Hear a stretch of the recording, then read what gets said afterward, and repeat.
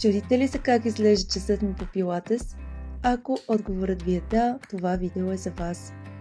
Той ще ви позволи да надникнете в залата и да добиете представа как изглеждат нещата.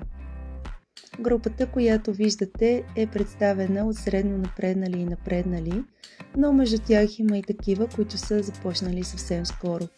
Препоръчително е да започнете в групата за начинаещи, за да дадете възможност на тялото постепенно да се адаптира към новите за вас движения.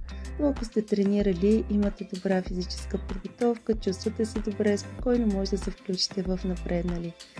Тренировките, които подготвям, са за цялото тяло, като в тях има предизвикателства за баланса, силата и координацията, съчетани с отпускащ стретчинг. Отделям доста време, мислейки какви упражнения да дам, така че да има резултат. Като под резултат разбирам здраво работещо тяло, обичащо да се движи. Продължителността на тренировките за напреднали е 90 минути, а за начинаещи 60 минути.